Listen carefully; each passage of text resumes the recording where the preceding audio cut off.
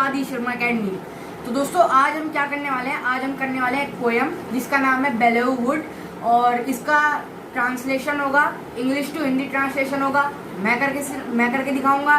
Word meanings भी है मेरे पास, चिंता मत करिए आप बिल्कुल भी। वर्ड मीनिंग भी शेयर करूंगा, सब कुछ शेयर करेंगे। और पहली बार अगर चैनल पे आए हैं, चैनल को सब्सक्राइब करिए, वीडियो के लिए लाइक का बटन दर्ज से दबा दीजिए और कमेंट करिए अगर वीडियो आपको रियली पसंद आती है तो चलते हैं अपनी बुक के पास। Let's start. बुक हमारी इंग्लिश कैसल है, क्लास 7th रीडर। ये जो है मैंने क्लास 7th में पढ़ा था। और मैं आपको पर्सनल बात बताता हूँ अपनी, जब मैं जो हूँ एग्ज़ाम में अपना प्रिपेयर कर रहा था तब मेरे को बहुत प्रॉब्लम आई थी, क्योंकि मतलब जब भी मैंने यूट्यूब पे सर्च किया उस टाइम पे तब कोई मेरे को वीडियो अवेलेबल नहीं थी। तो मैंने सोचा कि भाई मेरे को तो बहुत प्रॉब्लम आई, चलो मेरे साथ जो आई, लेकिन मैं आपको प्रॉब्लम फेस नहीं करने दूंगा, इसलिए मैं आपके लिए वीडियो लाया हूँ full English to Hindi translation में। तो फ्रेंड्स 3 ऑब्जेक्ट्स रिक्वायर हैं और मतलब ये वर्ड मीनिंग है हमारे पोएम बेलेवुड। वर्ड मीनिंग ये सब लिखे हुए हैं, ये सब आपको पता चल जाएंगे सॉरी, ये आपको पता चल जाएंगे उसमें पोएम में पता चल जाएंगे, ये वर्ड्स जरूर आएंगे। और subscribe now please and start pencil. और ये हमारी बुक है, ये मैंने डायरेक्ट अपना पिन पेज कर रखा था। चैप्टर 14 बेलेवुड। ये सब वार्म अप वगैरह ये हमारे काम का नहीं है, ये सब पीस वगैरह सब देख लीजिएगा आप, लेकिन ये काम का नहीं, ये काम का है। Belleau Wood is a northern France near the river Marne. Northern France में एक प्लेस है बेलेव जिसका नाम है बेलेव, और ये जो है रिवर मैरिन के नियर है, आसपास है। और जो गार्थ ब्रूक्स है ये सॉन्ग बता रहे हैं बेलेवुड। ये जो घटना है ये 1914 में, मैं आपको थोड़ा हिंदी बता रहा हूँ तो आगे पीछे हो सकता है। तो 1914 में ड्यूरिंग वर्ल्ड वॉर 1, मतलब क्रिसमस के आसपास की बात है, 1914 में वर्ल्ड वॉर 1 चल रहा था और जो है उसमें कुछ अच्छी घटनाएं हुई थी। ये जो वॉर है मैं आपको बता देता हूँ, ये फ्रांस एंड जर्मनी के बीच में हो रहा है, इन दोनों के बीच में ये वर्ल्ड वॉर 1 चल रहा है। और जो ये घटनाएं ये हम बेलेवुड के माध्यम से जानेंगे, ये बहुत अच्छी घटनाएं हैं, वो हम चैप्टर में पढ़ते हैं। तो चलिए दोस्तों स्टार्ट करते हैं। फ्रेंड्स देखिए चैप्टर ऐसा है, और आप ना एक बात देखिएगा कि मैं ना इधर कुछ यहाँ पे मतलब आपको इंसर्ट कर दूंगा वर्ड मीनिंग्स की, तो आप वहाँ से वर्ड मीनिंग्स की हेल्प ले लीजिएगा। और अब चलिए चैप्टर स्टार्ट करते हैं, बहुत बातें हो गई। On the snowflakes fell in silence over Belleau Wood that night. तो फ्रेंड्स मैं आपको बता देता हूँ कि आप जो है जब चैप्टर रीड करते हैं तो उससे पहले कुछ जो हार्ड वर्ड होते हैं ना उनको आप जो है नोट कर लीजिए और उनका मीनिंग देख लीजिए, फिर पढ़ना शुरू करिए। तो जैसे मैंने आपको करके दिखाया, तो the snowflakes fell in silence over Belleau Wood that night. तो जो स्नो फ्लेक्स हैं यानी स्नो फ्लेक्स यानी देखिए ये यहाँ पे स्नो फ्लेक्स, आप उसमें जो इमेज इंसर्टेड है उसमें देख लीजिएगा, वैसे यहाँ भी देख लीजिए बर्फ़ के टुकड़े है ना। और अब जो है बर्फ़ के टुकड़े जो हैं वो धीरे धीरे शांति से गिरने लगे हैं। कहाँ पे? बेलेवुड के ऊपर। उस रात बेलेवुड एक जगह है, उसके ऊपर जो है स्नोफ्लेक्स गिरने लगे थे। फ्रेंड्स बारिश हो रही है यहाँ पे, तो आप थोड़ा सा ऑडियो इशू होगा तो उसे माइंड मत करिएगा। For a Christmas truce had been declared by the both sides of the fight. इसका मतलब है क्रिसमस ट्रूस का मतलब है क्रिसमस की वजह से युद्ध विराम। यानी क्रिसमस ट्रूस यानी जैसे आप मान लीजिए जैसे हम कोई गेम वगैरह खेलते हैं तो उसमें 10 to 15 मिनट्स का ब्रेक होता है ना, ऐसे ही इसमें हमें बताया गया है, उसकी तरह से आप लिंक कर लीजिए कि 10 से मतलब कुछ टाइम का ब्रेक होता है। किसकी वजह से होता है? क्रिसमस की वजह से होता है। तो ये डिक्लेयर हो जाता है bye the both sides of the fight. Bye the both sides of the fight मतलब ये इधर फ्रांस है, इधर जर्मनी है, इधर आप ऐसे कर सोच लीजिए। तो इन दोनों ने जो है डिक्लेयर कर दिया है क्रिसमस ट्रूस, यानी क्रिसमस ब्रेक हो गया है ताकि वो जो है क्रिसमस के टाइम पे मतलब फाइट ना करते हुए उसको थोड़ा सा सेलिब्रेट कर सकें, इस वजह से। तो जो है ब्रेक डिक्लेयर हो चुका है। और as we lay there in our trenches, हम जो है अपनी जो खाइयाँ होती हैं, ट्रेंचेज मतलब खाइयाँ, हम जो है अपनी खाइयों में जो है बैठे होते हैं, लेटे होते हैं, जो भी कुछ कर रहे होते हैं, तो मतलब वो सब कुछ जो है ट्रेंचेज में कर रहे होते हैं। The silence broke into 2। जो साइलेंस है वो 2 पार्ट में बढ़ जाता है। कैसे बढ़ता है? By a German soldier singing a news, नहीं ये देखिए, by a German soldier singing. तो जो शांति है वो 2 हिस्सों में बढ़ जाती है। कैसे बढ़ती है कि जो जर्मन सोल्जर है वो स्टार्ट करते हैं सॉन्ग सिंग करना। तो और a song that we all knew, जो सॉन्ग होता है वो हम सबको पता होता है। तो फ्रेंड्स चलिए नेक्स्ट पैराग्राफ पे आते हैं। दो I did not know the language, हालांकि मेरे को जो है उसका मीनिंग नहीं पता था, मतलब उसकी लैंग्वेज नहीं पता थी। तो बताते हैं कि मेरे को उसकी लैंग्वेज नहीं पता थी, ऑथर बता रहे हैं, ऑथर जो सोल्जर होते हैं वो बता रहे हैं। द सॉन्ग वो साइलेंट नाइट, जो सॉन्ग था ना वो था साइलेंट नाइट, साइलेंट यानी शांति की रात, ठीक है, आप इसको ऐसे लिंक कर सकते हैं। Then I heard my buddy whisper, buddy मतलब होता है हमारा साथी, तो मेरे को फिर अपने बडी की यानी मेरे साथी की जो है फुसफुसाहट सुनाई देती है। फुसफुसाहट जैसे हम बात करते हैं ना, टीचर जब सामने होती हैं और हम कभी कभी कानों में किसी के बात करते हैं, हेलो फ्रेंड्स हाय ये सब वगैरह, तो आप ऐसे लिंक कर सकते हैं। तो जो बडी की मेरे को फुसफुसाहट सुनाई देती है। एंड ऑल इज़ काम एंड ऑल इज़ ब्राइट, सब जगह शांति होती है लेकिन चमक भी होती है, ये आपको आगे पता चल जाएगा कैसे होता है।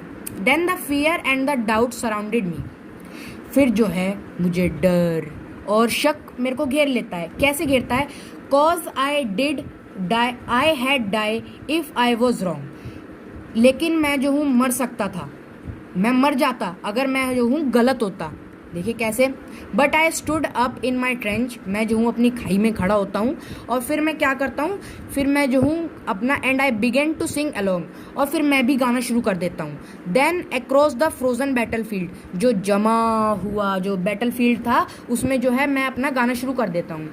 अनदर वॉइस जॉइंड इन, और फिर वहाँ पे किसी और की भी वॉइस जो है ज्वाइन करती है, मतलब कोई और बंदा भी और कोई और मैन भी वहाँ पे गाना शुरू करते हैं। Until one by one each man become a singer of the hymn, hymn मतलब होता है, देखिए यहाँ पे लिखा हुआ है hymn मतलब अ रिलीजियस सॉन्ग, आपको थोड़ा सा दिक्कत हो रही होगी, अ रिलीजियस सॉन्ग, तो hymn मतलब होता है रिलीजियस सॉन्ग। तो देखते ही देखते या फिर until का मतलब जब तक होता है, लेकिन जब तक यहाँ पे थोड़ा सा सूट नहीं कर रहा है, तो इसलिए मैं आपको समझाता हूँ कि जो है मतलब सब जो है एक वन बाय वन, जैसे एक ने शुरू करा फिर दूसरे ने शुरू करा, ऐसे जो है सब जो है धीरे धीरे स्टार्ट करते हैं सॉन्ग को गाना, जो वो सॉन्ग गा रहे होते हैं उसको।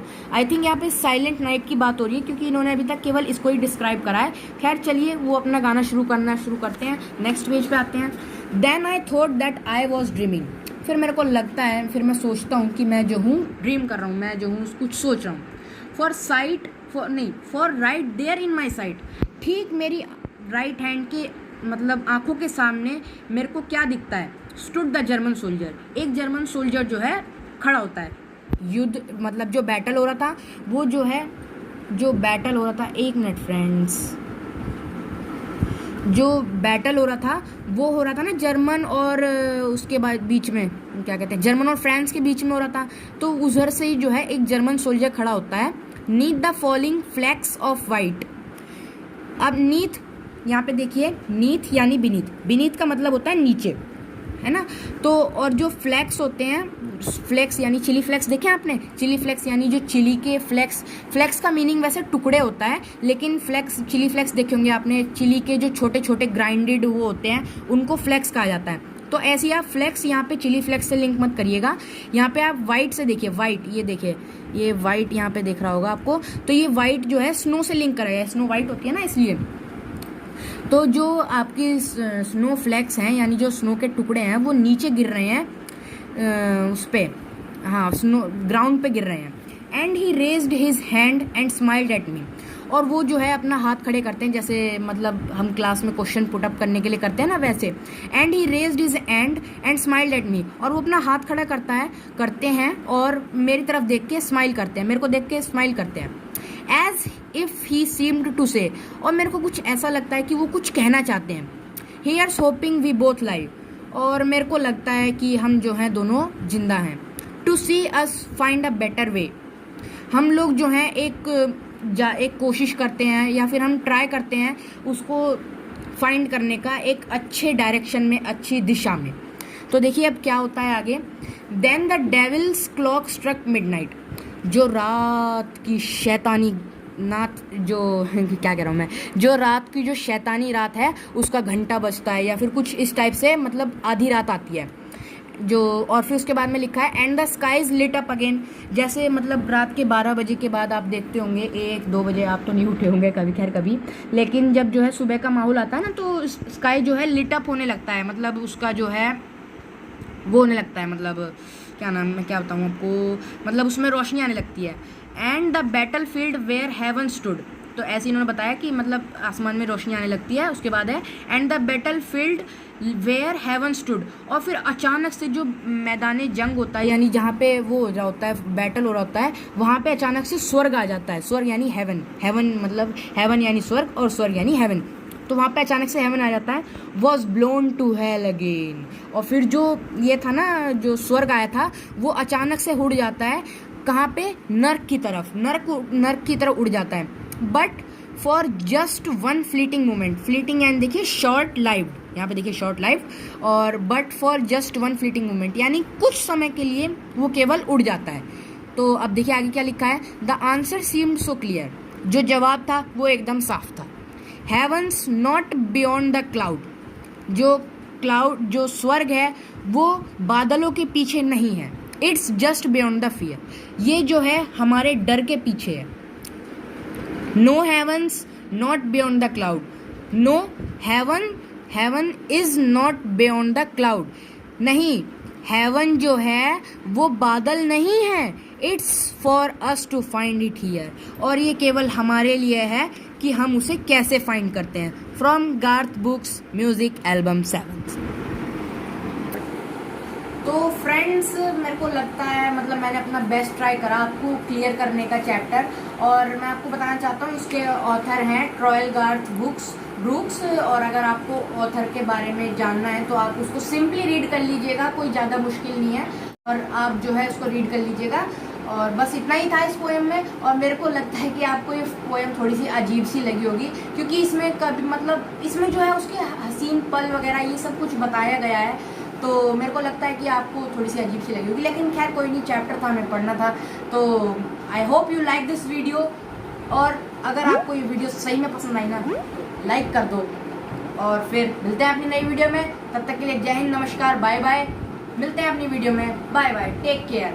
और देखिए ये मैंने क्यूब रखा था अपने पास, ये बताना भूल गया, इस क्यूब को आप ध्यान से देखिए, अगर ये आपको बनाना नहीं आता है तो चैनल पे जाइए, नहीं तो डिस्क्रिप्शन में जाइए, नहीं तो आई बटन पे जाइए, इतने सारे ऑप्शन दे दिए आपको, आप किसी पे भी जाके क्यूब को बनाना सीख लीजिए। मिलते हैं अपनी नई वीडियो में, तब तक के लिए जय हिंद, नमस्कार, बाय।